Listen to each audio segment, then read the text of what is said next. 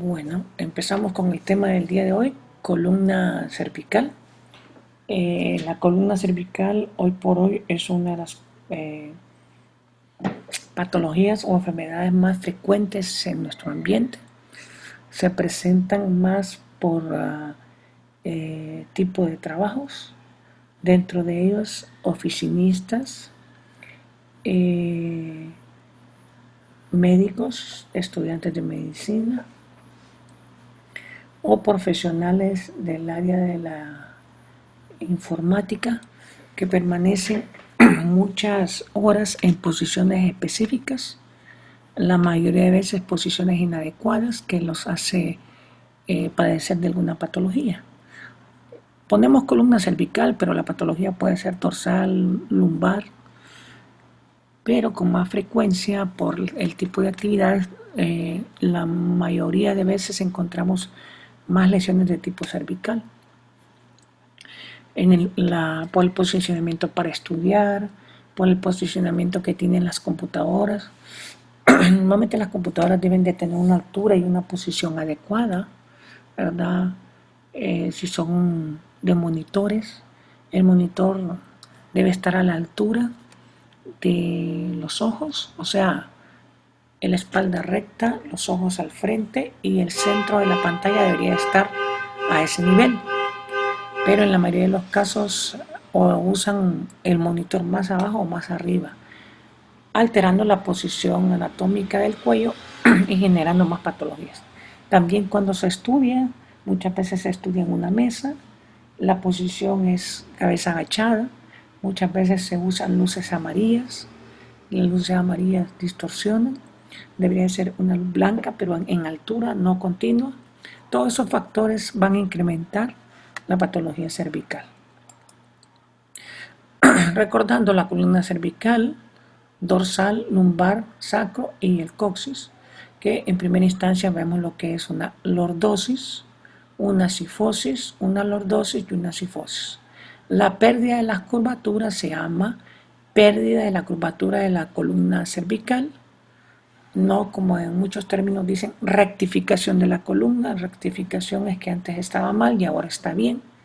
Entonces las palabras pueden a veces confundir un poco. Aquí vemos una columna cervical que tiene ligera pérdida de su lordosis. Si ustedes pueden observar, la curvatura se traza en la línea posterior, ¿verdad? O en la línea vertebral posterior. Tiene que haber un alineamiento en ella, igual que en la línea anterior. También tiene que haber un alineamiento, ¿verdad? Porque esto es importante para saber si no hay desplazamiento de los cuerpos vertebrales. A eso se le llama listesis. Pero sí es importante considerarla, al igual que los espacios y los agujeros de conjunción, que en una proyección lateral no se miran. Por eso, si no es trauma, se necesitan por lo menos 6 proyecciones de columna cervical. Una AP, una lateral, una oblicua izquierda, una oblicua derecha, una flexión, una extensión, una en proyección AP con abducción izquierda y con abducción derecha, ¿verdad? Son varias proyecciones. Todo eso les permite valorar los cuerpos vertebrales, los espacios intervertebrales, los agujeros de conjunción, las apófisis espinosas y la transversa a nivel de C7, que es la que más se define. Entonces es importante recordar la anatomía. Aquí tenemos toda una columna y aquí solo simplificando lo que es la columna cervical, que va desde C1 hasta C7. Hay personas fuera de lo normal que tienen una C8 y a esos se les llama cuello largo. Aquí en una proyección AP miran que la tráquea normalmente debe ser central. Aquí una proyección AP, como les expliqué ayer, hay un montón de puntitos que ver en estudios radiológicos, ¿verdad? Aquí es una proyección AP, donde está valorando pedículos, cuerpos vertebrales, espacios, apófisis odontoidea, apófisis espinosa, apófisis transversa de C7. Entonces todo esto nos ayuda a delimitar una estructura normal. En la proyección lateral son más puntitos, como les decía, pero lo importante es saber qué representan. No, en un estudio o un informe no se van a describir todos los puntos, ¿no? Sino que se va a describir lo importante y lo que conlleve al estudio radiológico. En otras palabras, lo patológico que puede presentar el paciente que concluya con el diagnóstico presuntivo. Aquí tenemos otra proyección lateral, aquí donde el énfasis son los espacios o agujeros de conjunción, el alineamiento de los cuerpos vertebrales y las apófisis, ¿verdad? Todas estas estructuras se pueden ver en una proyección lateral, sobre todo la odontoide, ¿verdad?, que se puede ver básicamente, y el espacio atlanto-odontoideo, que es importante sobre todo en recién nacidos y con síndrome de Down, porque ese espacio se vuelve alterado y puede haber una subluxación. Recordar nuevamente que también en esos agujeros de conjunción salen las fibras nerviosas que conformarán el plexo braquial, que inervará todo el hombro y el brazo y le permitirá la sensibilidad y movimiento. Por eso es que radiológicamente es importante las proyecciones oblicuas para valorar esos agujeros de conjunción y determinar si están disminuidos y sugerir la posibilidad de una discopatía, ¿verdad?, compresiva. Y eso nos orientará. Si la compresión es por estructura ósea, nos orientará a realizar un estudio tomográfico para una reconstrucción tridimensional y volumétrica de la estructura ósea y poder ver el osteofito, que es lo que está comprimiendo. Si no es el caso, pero si se observa una obliteración del agujero de conjunción, entonces se considerará que se pueda tratar de una discopatía por una lesión del disco que está lateralizado. Entonces, esto nos indicará el estudio de elección una resonancia magnética. Recordando también en ese espacio, pero en una forma verticular, pasa lo que conocemos nosotros como la arteria vertebral. En este caso es la derecha, está a la izquierda.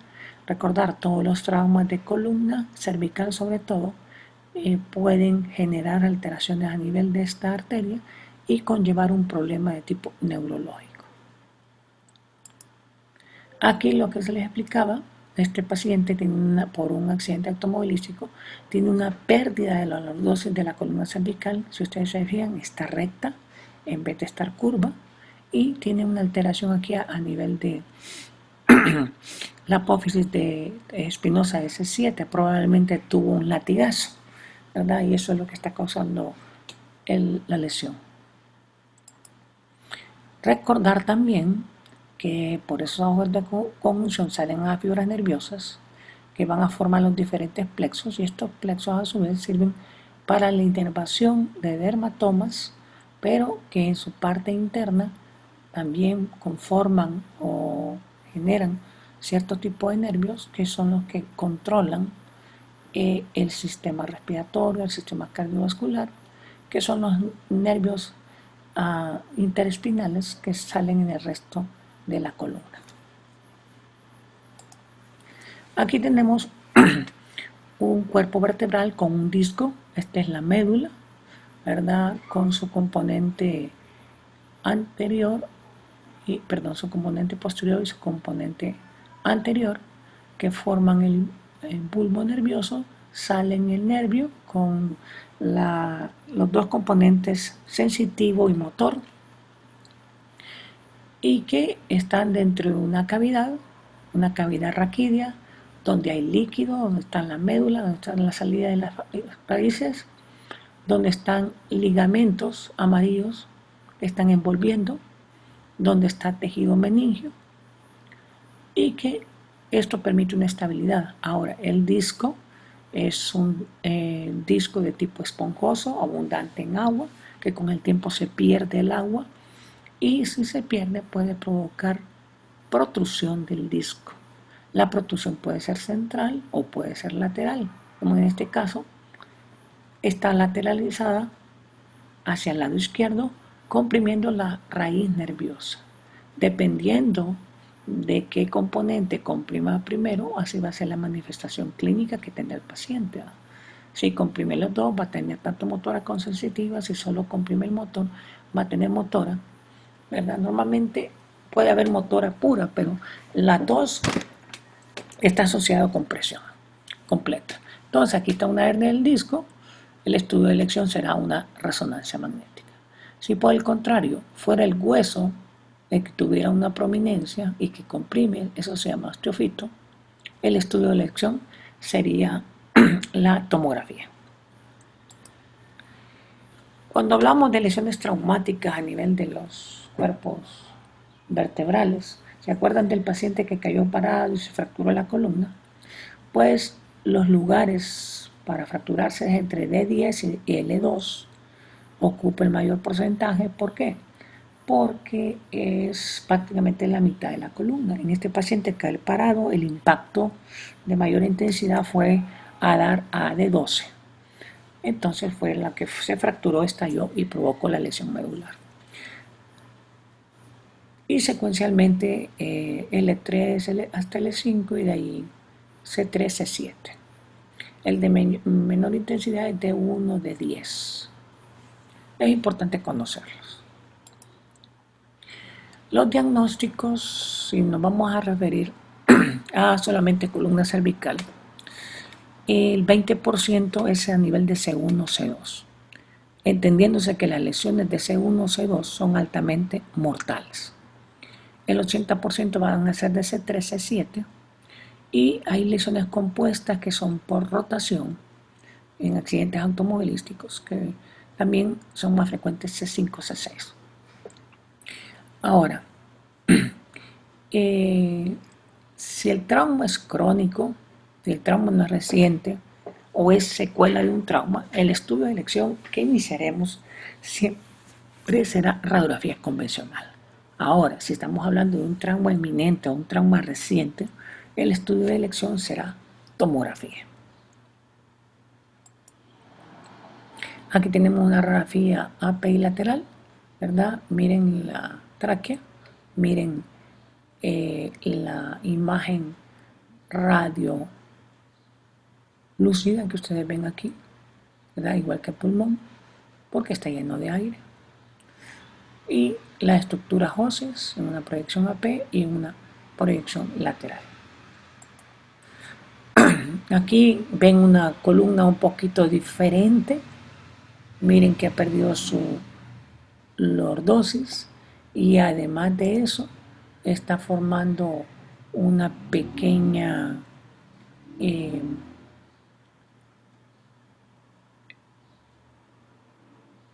jorobita que ya la vamos a ver.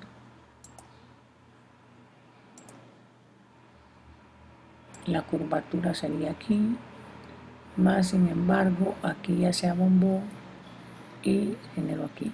O sea, hay generado una deformidad de la columna. Y aquí tiene mucho que ver por los cambios degenerativos, por la reducción del espacio, que está generando un pinzamiento y por lo tanto este paciente clínicamente ha de tener alguna manifestación, igual que acá. Y esto es por cambio degenerativo de su columna. ¿Qué lo habrá causado? Pues hay que interrogar al paciente para eso. Aquí es una proyección oblicua donde lo que se están valorando son los agujeros de conjunción. Ustedes los ven, ¿verdad?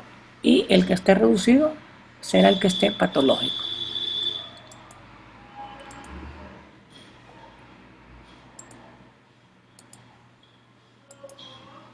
Aquí una proyección oral en un paciente con un antecedente traumático de hace días, en la cual recibió un trauma occipital, se le hizo su tomografía, fue normal, le han hecho otra de control y sigue normal, pero sigue con el dolor. Pero es que el problema es que también son los cerebros, se les olvidó que en un trauma occipital hay contractura y afección de el esqueleto cervical y aquí está representado lo que está sucediendo en esta columna. Si ustedes se fijan, el espacio de aquí es menor que el espacio de acá. Eso es porque es una subluxación del proceso odontoideo. Cada vez que mueve el cuello, el espacio se reduce y causa dolor. Por eso es importante la valoración, en este caso es una proyección transoral. Recuerden, trauma crónico. Y lo que va a requerir este paciente es un collarín rígido y unas 4 semanas para que el proceso odontoideo recupere su posición. Esta es otra proyección que se puede hacer, ¿verdad? Y que también sirve para valorar la posición y la distancia, para ver si no hay luxaciones. Esta se llama proyección de Fuchs. También las diferentes proyecciones que les dije, extensión, esta es una proyección en extensión, esta es una proyección en flexión. Y cuando tenemos proyecciones laterales es importante valorar la línea vertebral anterior, vertebral posterior, porque eso nos dice si no hay listesis, ¿verdad? La línea espinosa posterior, lo que nos sirve, y al igual que la línea espinolaminar, esta es la espinolaminar, esta es la espino posterior, nos sirve para ver si no hay deformidad o desplazamiento de las apófisis espinosas que causen dolor crónico, ¿verdad? Cuando estas líneas se pierden una en comparación de la otra, por ejemplo, esta curva entrara más aquí, significa porque hay una deformidad en la punta de la apófisis espinosa y significa que hay que hacer un estudio tomográfico para ver si la fractura no ha provocado angulación y hay que reposicionar esa fractura con un pequeño pin. Por eso es importante la clínica. Aquí, si ustedes fijan, en una proyección oblicua, donde estamos valorando los agujeros de conjunción y lo que encontramos es una alteración patológica de este agujero de conjunción que está más disminuido y sobre todo esto, si lo asociamos al lado de la proyección, que sería derecho, y unimos la clínica que tiene nuestro paciente, diríamos que tiene una radiculopatía derecha. Y por el nivel de sensibilidad, con los dermatomas del brazo, podíamos ubicar exactamente dónde está. Y aquí evaluar esta proyección que está aquí, que es ósea, y determinar que entonces lo que vamos a hacer es una tomografía porque está reducido por una prominencia ósea. Y lo más seguro es un osteofito. Entonces, eso nos indica que hay que valorar eso. Aquí están las indicaciones de tomografía o las indicaciones de resonancia magnética. Si tenemos un paciente con traumatismo de columna, con clínica neurológica, es importante hacer el estudio de resonancia magnética. Si hay fractura vista previa en una rayos X, en primera instancia se hará la tomografía y en segunda instancia, después de ver la fractura, características, se podrá tomar la decisión de hacer una resonancia magnética rápida. O sea, que no dure todo el tiempo que dura, sino que una secuencia nada más únicamente para ver la médula al nivel de la lesión para sacar al paciente lo más rápido posible. Si en la radiografía convencional no se miran o la clínica no reporta con signos de compresión medular, pero sí evidencia una fractura, el estudio únicamente será tomografía. La indicación o la eventualidad de hacer la resonancia magnética es si tiene una clínica neurológica. ¿Por qué es obligatorio? ¿Por qué razón?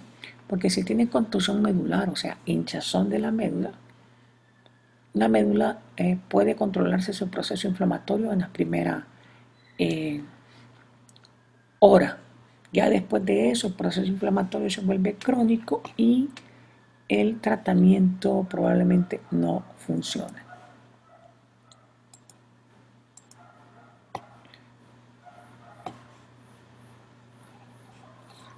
Se fue aquí, vamos a ver. Bueno, lo que vamos a seguir evaluando ahora va a ser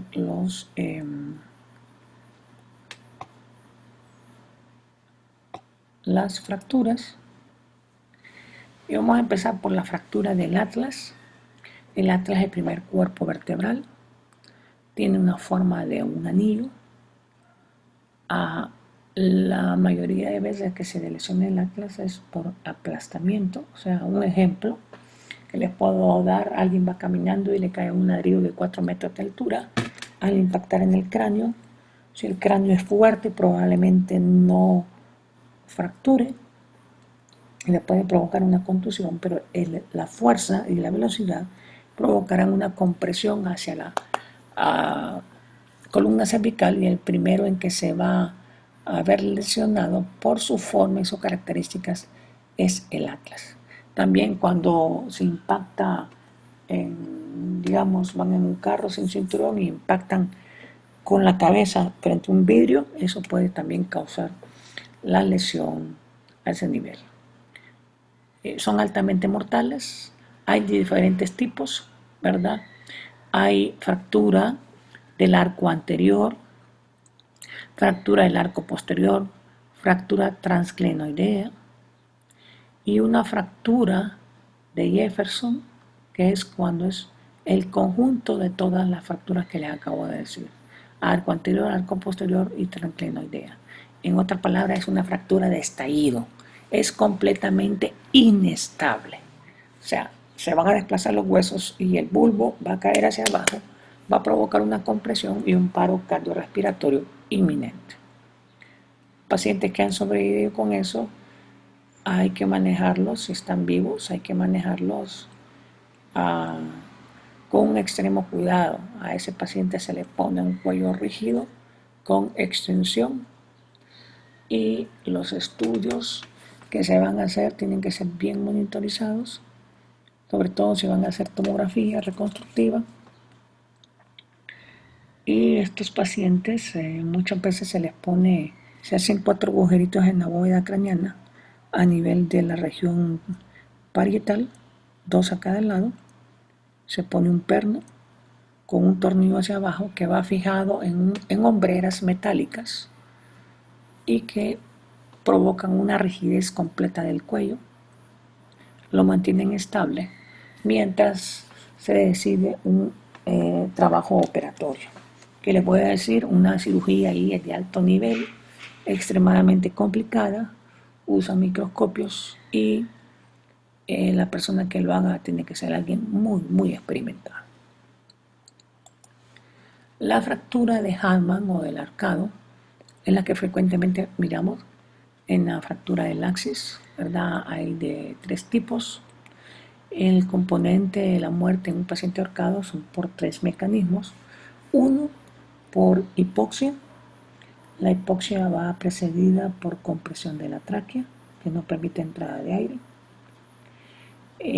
Número 2, compresión de las carótidas, que disminuyen el flujo sanguíneo, por lo tanto disminuyen la irrigación cerebral y provocan la isquemia. Y número 3, de acuerdo al grado 1, grado 2 o 3, puede haber solo fractura, luxofractura parcial o luxofractura completa, generando una sección medular que provoca la muerte instantáneamente. Los 3 mecanismos van a matar, pero el que más rápido mata es este. Aquí están los tipos. Tipo 1, ¿verdad? La lesión está entre C2 y C3. Es una fractura lineal, pero sin desplazamiento o sin luxación. Tipo 2, del 28%, hay ruptura de los ligamentos con cierto grado de inestabilidad. También hay fractura en C3. La tipo 7 es cuando hay una grave inestabilidad, porque la unión entre los 2 cuerpos vertebrales con ligamentos también se rompen, y esto provoca desplazamiento y sección medular inminente. Aquí un estudio radiológico, un paciente post trauma, ¿verdad? Aquí ustedes miran unas cosas, unos pernos, es una fijación externa que tiene el paciente provisional. Aquí tienen una reconstrucción tomográfica, ¿verdad? Estas son reconstrucciones a través de estudios especiales y se hace una reconstrucción tomográfica y se mira una fractura transpedicular, ¿verdad?, que provoca desplazamiento del cuerpo y una inestabilidad total que puede comprimir o provocar la herniación o el desplazamiento con la sección medular. También pueden haber por trauma, ¿se acuerdan de las lesiones que les dije de rotación?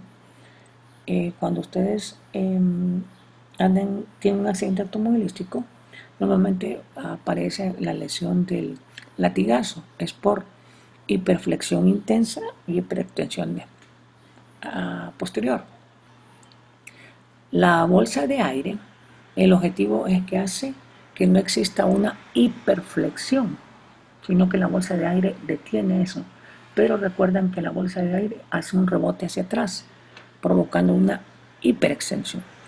Por eso es que atrás hay unas almohaditas. Y la almohadita se debe poner de acuerdo a la posición y a la altura de la persona. Si la dejan muy baja, puede haber una hiperextensión. Entonces hay que ponerla a la parte central del occipucio, la parte central de la almohadita, para que el impacto no provoque hiperextensión. Pero si el movimiento o el impacto fuera lateral, la cabeza normalmente va a rotar. Esa rotación puede provocar fracturas de la odontoides y las fracturas pueden estar a ciertas alturas.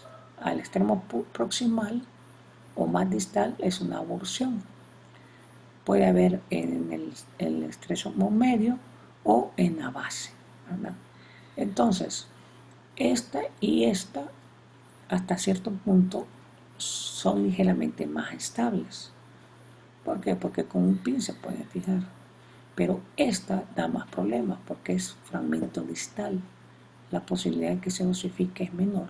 Y este fragmento se puede desplazar y meterse dentro de la cavidad articular, provocando o compresión medular o provocando atascamiento. Y eso provocará limitación total del movimiento del cuello y es una urgencia quirúrgica.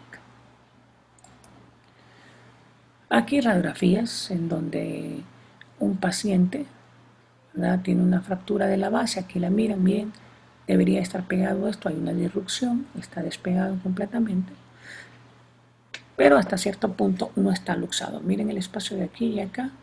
A este paciente, si lo fijan con un cuello rígido y lo mantienen 6 semanas, la posibilidad de que se consolide nuevamente esta fractura es alta. Aquí tengo un paciente con lo mismo, nada más que con una tomografía, con una reconstrucción tridimensional, donde miran la fractura de la base, pero tiene un gran problema. Tiene una grado 1 y una grado 3, porque también miren, aquí hay un fragmentito a nivel de la punta. Este fragmentito es el que se puede atascar aquí. Si se atasca, miren que la fractura no es completa acá. Si se atasca y se mueve, la desplaza. Y ahí sí ya es un problema grande. Los mecanismos de producción en los traumas por hiperflexión se encuentran más frecuentemente entre C5 y C6. Los de hiperflexión pueden ir de un 50 a un 80% y los de hiperextensión de un 20 a un 40%. Los de rotación pueden ir hasta un 30% cuando los accidentes son laterales y provocan rotaciones del cuello. Aquí tenemos un caso de un paciente con hiperflexión, o sea, su cuello se fue para acá y provoca deformidades. Si ustedes se fijan, este cuadrado está ligeramente deforme. Probablemente impactaron estos dos, chocaron, y los muros anteriores tienen una fractura que no es tan visible, pero que definitivamente está ahí. Y con esta radiografía nos indica que hay que hacer una tomografía reconstructiva para ver si esta fractura está desplazada o no. Porque si no está desplazada, entonces simplemente con inmovilización lograremos una estabilidad. Pero si está desplazada, permítame que hay mucho ruido afuera, voy a cerrar la puerta.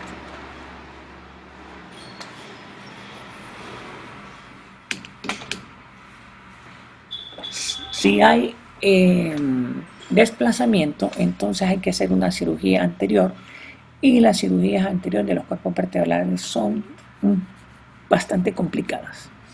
Tiene que saber la persona que lo va a hacer, porque tiene que movilizar, sobre todo a ese nivel, glándula tiroides, nervio frénico, vasos sanguíneos, y eso, si no se sabe manejar, puede generar una secuela. Aquí tenemos un paciente, ¿verdad? Probablemente esta fue una hiperextensión. Pegaron los cuerpos, los apófisis espinosas, este pegó y se fracturó y se desplazó hacia atrás. Entonces, este va a haber que subirlo y poner un pin y alinearlo para que no quede deforme, porque si queda deforme, en primer lugar, puede generar una pequeña jorobita, y en segundo lugar va a generar un punto doloroso permanente. ¿Se acuerdan de las líneas que les expliqué? Esas líneas eran importantes, ¿por qué? Porque nos ayudan a saber si hay una listesis. La listesis puede ser hacia adelante o hacia atrás. Para saber si es adelante o hacia atrás se toma en cuenta el cuerpo vertebral inferior. Aquí hay una listesis de C5 sobre C6, o también se puede decir anterolistesis de C5 sobre C6. Actualmente usamos solo el término listesis. Lo importante es clasificar el porcentaje. Entonces, 25, 50, 75, 100. Significa que este paciente tiene una listesis de un 100% hacia la región anterior. ¿Qué significa? Hay sección medular. ¿Qué significa? Hay una tetraplegia. Entonces ya no da pronóstico. ¿Hay que hacer algo? Sí. Hay que restabilizar la columna y ponerla en posición normal para mejorar la anatomía y la posición del cuello con unos fijadores de metal posterior, pero el paciente ya va a tener una secuela completa y permanente.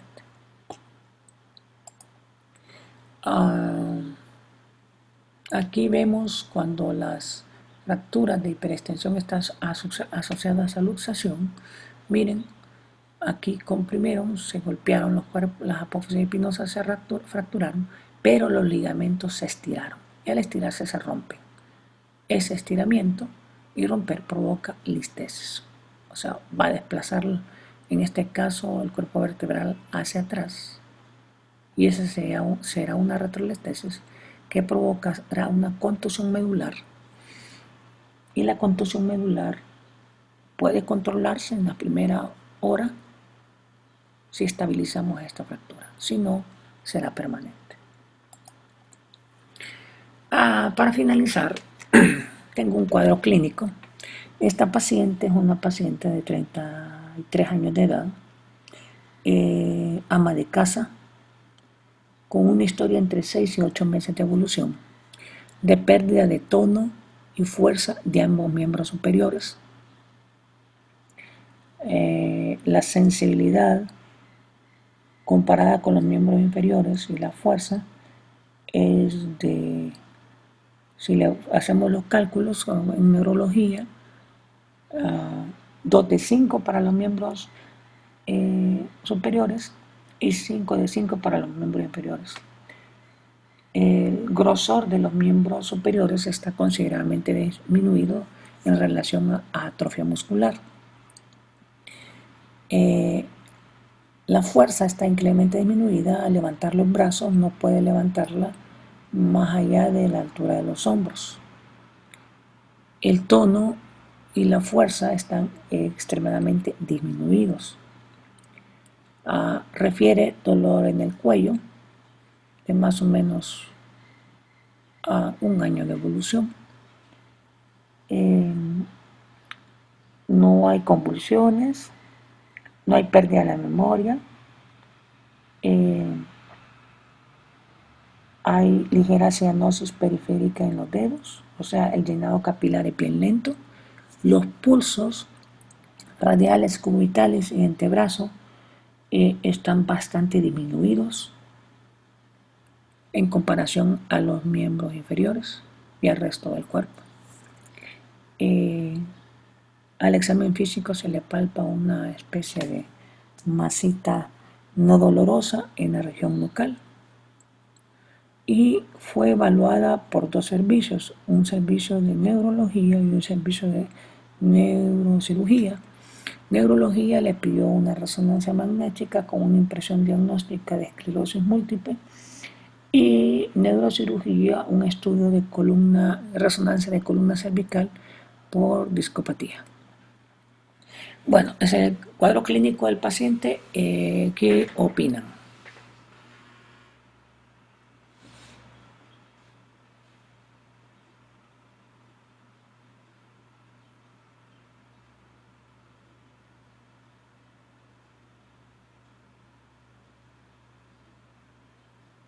Hola,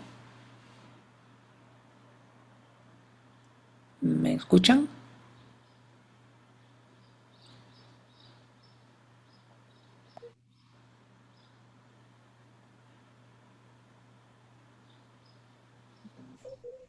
Sí, doctor. Eh, Lo, lo que parece extraño, doctor, es que también tiene compromiso vascular el paciente Ajá, tiene dos componentes, vascular y y, neurológico. y neurológico. Ajá, entonces, ¿qué O sea hago? que si esa impresión de esclerosis múltiple en este paciente con compromiso vascular, ese compromiso vascular no se abarca en la esclerosis múltiple. Ajá. ¿Y qué más no se abarca en la esclerosis múltiple de acuerdo al cuadro clínico?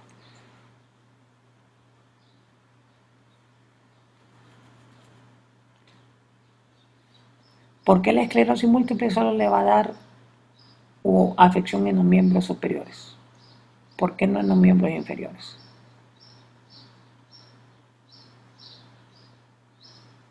Porque está tan focalizado. ¿Qué más?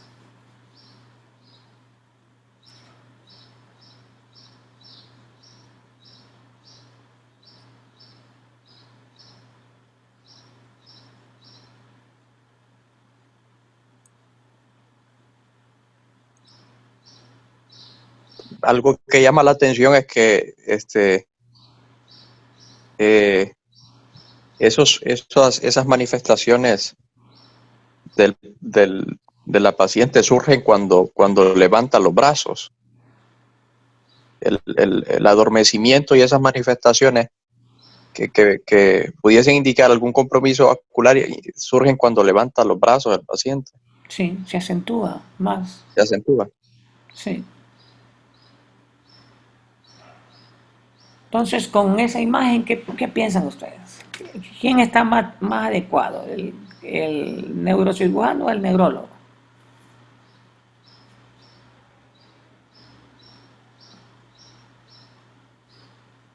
A ver, los demás.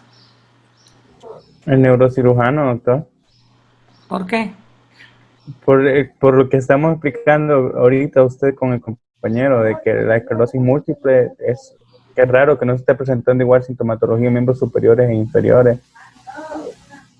Ok, ¿y la discopatía le explica todos los síntomas del paciente?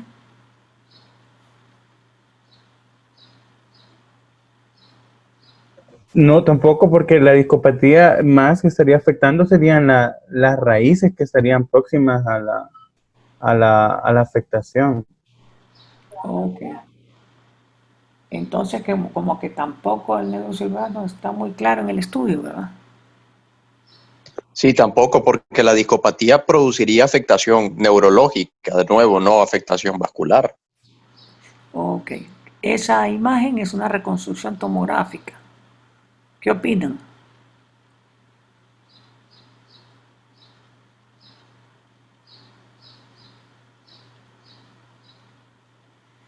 ¿Qué opinan del canal raquídeo? ¿Hay listesis de los cuerpos vertebrales?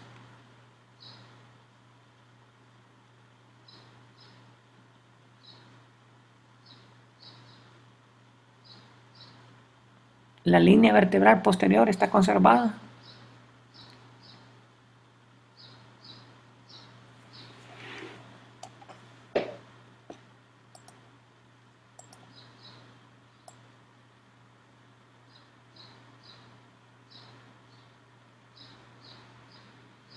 Ya no puedo dibujarlo. Pues sí, va. Está conservada. Entonces hay compresión de la médula. No, no la hay. No la hay. Entonces no me explica todavía el patrón neurológico. ¿Hay alguna otra cosa que le llame la atención ahí?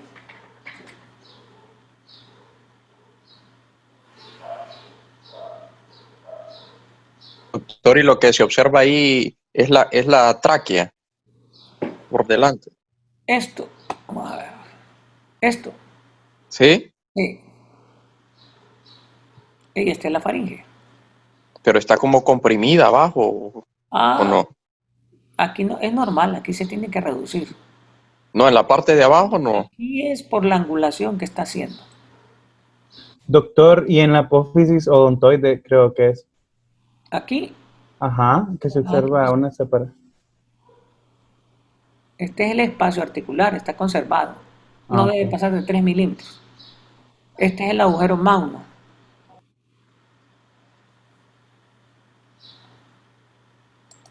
A ver, ¿qué era esto? Catherine.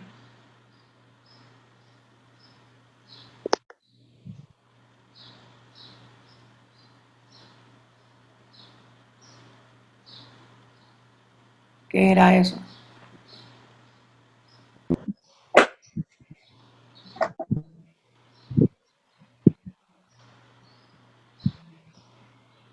Eso era lo que describían en el examen físico, ¿no, doctor? La masa que se palpaba.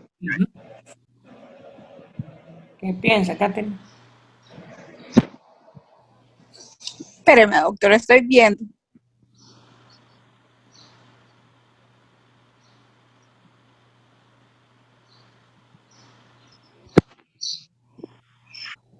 Doctor, disculpe que es que a mí me falló cuando estaba dando la clínica y todo. No tiene antecedente de trauma. No, no escuché. No, no tiene antecedente de trauma. Y eso que solo hay 4 hoy.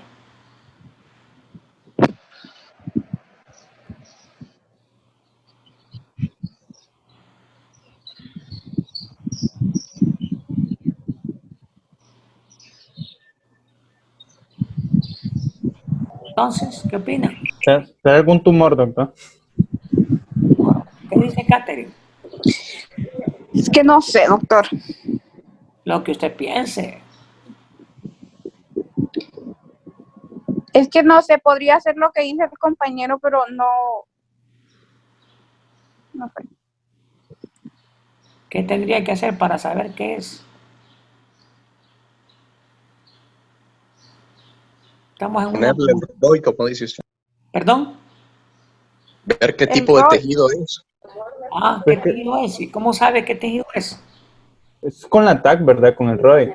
Con el ROI. Bueno, le ponemos el ROI, pues.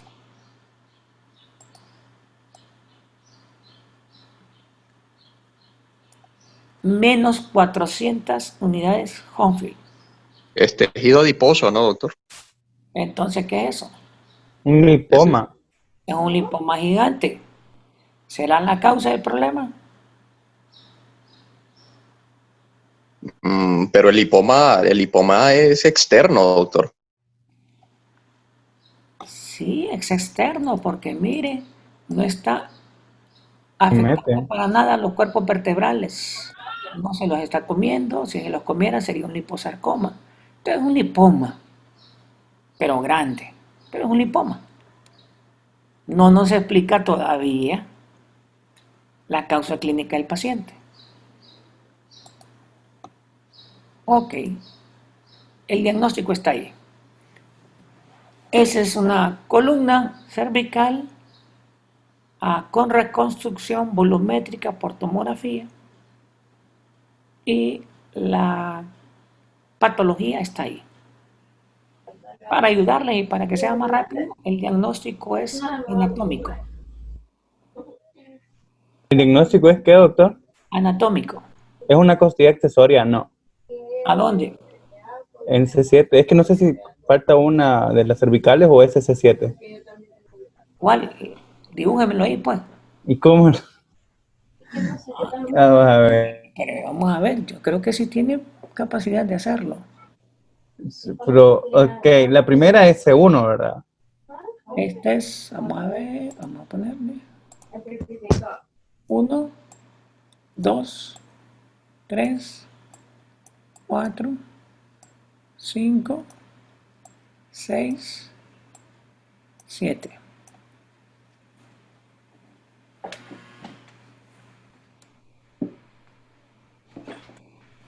Entonces, Pero es que pareciera que fuera como una costilla accesoria en C7 ahí.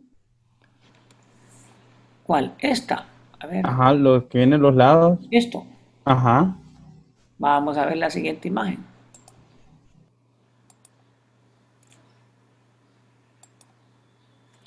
¿La ve?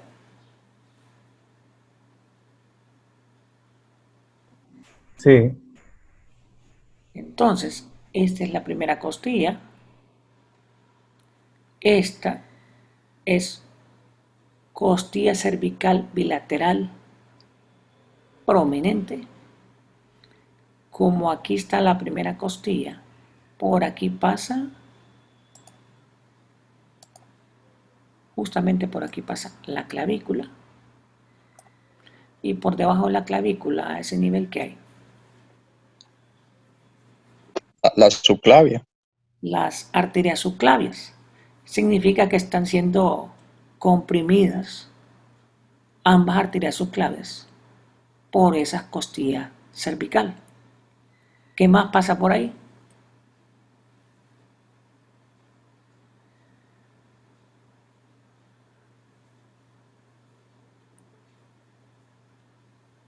El plexo braquial. El plexo braquial. Entonces es una compresión extrínseca del plexo braquial y de ambas arterias subclavias. ¿Nos explica eso la sintomatología del paciente? La superior, sí, pero la inferior, doctor. ¿Cuál inferior? Que no dijo que tenía 2 de 5 en inferior de fuerza. O no había alteraciones. No, no había anterior. 2 de 5 en Ah, ok. superiores y 5 de 5 en inferiores. Ah, ok. Es que no escuché.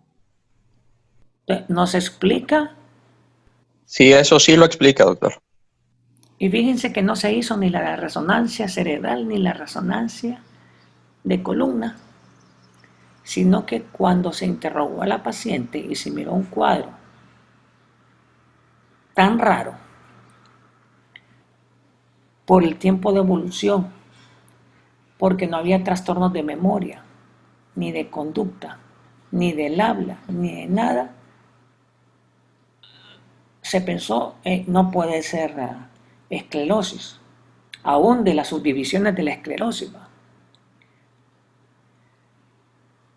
Y por el otro lado, si fuera una discopatía, no nos explicaba el factor vascular, porque al examen físico sí se notaba una atrofia, entonces se notaba una cronicidad.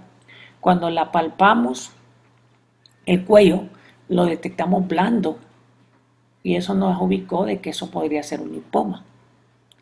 Entonces, por eso es que se le indicó la tomografía. Pero antes de hacerle la tomografía, el primer estudio que hicimos fue rayos X convencional. Y le hicimos una rayos X de cuello. Y en la rayos X de cuello se ve el opérculo torácico.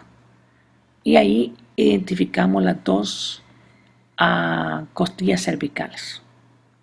Y con eso dimos con el diagnóstico, con rayos X convencional. La tomografía se la hicimos para complementarla y hacer todo el estudio mejor y evaluar la masita posterior. Lamentablemente las radiografías las prestamos y no las devolvieron, porque al final esto no lo maneja ni el neurólogo ni el neurocirujano, sino que lo maneja el cirujano torácico. Y creo que él se quedó con las radiografías. Entonces, Como ven, hay que complementar la clínica con los hallazgos. Aquí solo para mostrarles que también los estudios de rayos X convencional se utilizan muchas veces cuando es paciente postquirúrgico. ¿Por qué? Porque la resonancia no se puede meter este paciente porque esto es metálico y puede generar calentamiento. Y la tomografía, al meterlo, esto genera destellos y no permite la evaluación adecuada del cuerpo vertebral. Mientras que la radiografía convencional sí me permite ver la estabilidad. Yo puedo ver el alineamiento posterior. Y ese es el objetivo.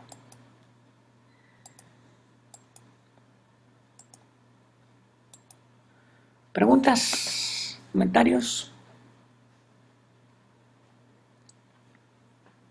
¿Dudas?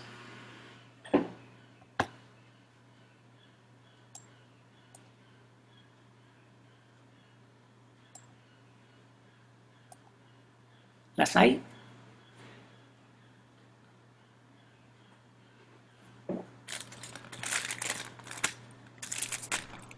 Doctor, entonces con esa paciente el diagnóstico lo tuvieron desde que hicieron la rayos X, ¿verdad? Sí. Ok. Complementamos los otros porque hay que venir y hacer todo bien para presentarlo al médico y que el médico tenga un planteamiento de qué tipo de cirugía va a hacer y cómo la va a hacer. Pero con la rayos X convencional hicimos el diagnóstico. O sea, no tuvimos que hacer todas las estudios que iban a ser más o menos como unos 9.000 lempiras. Lo hicimos con unos 160 lempiras. Claro, la tomografía cuesta más después, pero ya eso era ya más para ayudar a la paciente y que se manejara adecuadamente. ¿Hay dudas?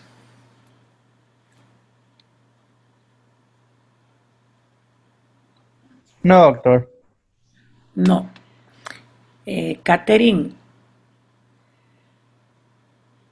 Dígame, doctor. usted no me hizo examen, ¿verdad? No, el de... El de mama. Ujú. Y Sí, también fue, eso es el otro. hoy no lo vi. Augusto. Ah, no, pero Augusto, usted está aquí, ¿va? Sí. Sí. Ok, su examen va a ser este domingo a las 7 de la noche. Ok, doctor. Gracias, doctor. ¿Verdad? Creo que hoy tienen uno. No, No, para mañana. mañana está. Mañana. Bueno, mañana tienen el de Músculo esquelético. músculo esquelético. El sábado tienen el de El de esta clase, esta clase de intervencionismo. intervencionismo. Y a ustedes dos van a complementar su examen el día domingo a las 7. Ok, doctor. Okay. Gracias, doctor. Su examen final está para el próximo sábado. Tengo entendido que ustedes entran a 2 semanas de vacaciones, ¿es así? Sí. Ahorita, De vacaciones. Sí, la otra semana. de verdad, yo creí que ya entramos a la otra. No, yo tengo entendido que entran a 2 semanas de vacaciones. Sí, porque Pues, tienen feriado los docentes. Pues no nos han dicho nada. Pues entonces tenemos supuestamente una semana. ustedes tienen feriado también. Como yo le doy clase a posgrado, no nos han dicho nada con posgrado. Ni tampoco nos han dicho nada con radiotecnología. Pero me imagino que sí, no sé con el posgrado. Vamos a averiguar si con el posgrado lo van a dar también, no lo sé. Entonces Pero queda perfecto ahí una semana para estudiar. entonces, por eso les dejé una semana para que ustedes pudieran estudiar y el examen es el próximo sábado a las 2 de la tarde. Son alrededor de 21 preguntas. Ok, doctor. Doctor, solo una pregunta. Es que el examencito del módulo de abdomen no deja dar revisión. Me voy a meter y voy a ver, tal vez le falta algo que no deja. Ok, doctor, gracias. Bueno, un placer. Igual, un placer, doctor. Esto, Muchas gracias, doctor. bueno.